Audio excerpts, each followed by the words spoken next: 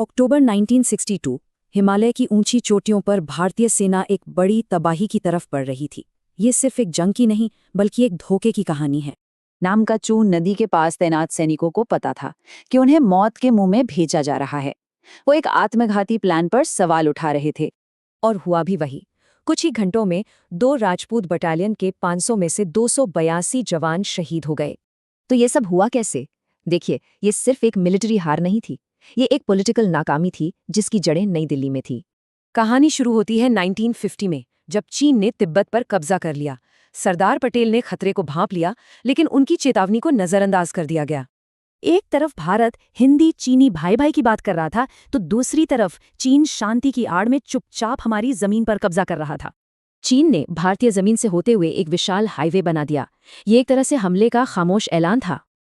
और हैरानी की बात यह है कि भारत सरकार को इस सड़क के बारे में 1957 तक पता ही नहीं चला, जब चीन ने खुद इसका ऐलान किया।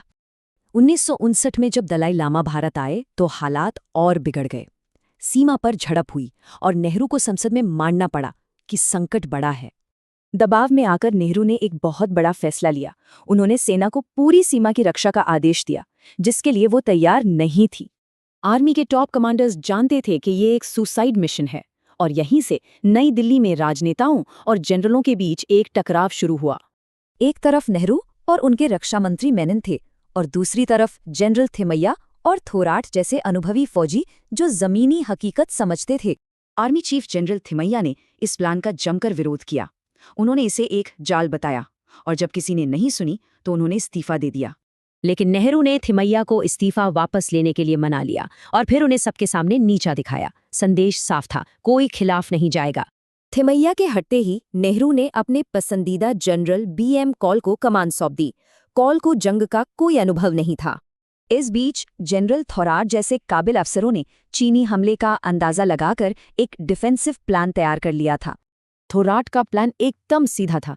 दुश्मन को अंदर आने दो, उनकी सप्लाई लाइंस को लंबा होने दो और फिर अपनी जमीन पर उन्हें खत्म कर दो। लेकिन प्लान खारिज कर दिया गया। मेनन का मानना था कि भारत और चीन के बीच कभी कोई जंग होगी ही नहीं।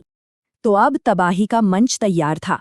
अंधे नेता, एक अनुभवहीन जनरल और एक ऐसी सेना जिसे सीधे मौत के मुंह में भेजा जा रहा था। नई दिल्ली में लिए गए इन सारे फैसलों का नतीजा नामकाचू घाटी में निकला, जहां सूबेदार दशरथ सिंह और उनके साथी फंसे हुए थे। वो जवान सिर्फ दुश्मन की गोलियों से नहीं, बल्कि अपने ही नेताओं के गलत फैसलों की वजह से मारे गए थे। 1962 की कहानी एक सीधी सी चेतावनी है। जब नेता जनरल बनने की कोशिश करते हैं तो कीमत सैनिकों को चुकानी पड़ती है। सवाल ये है, क्या हमने कुछ सीखा है?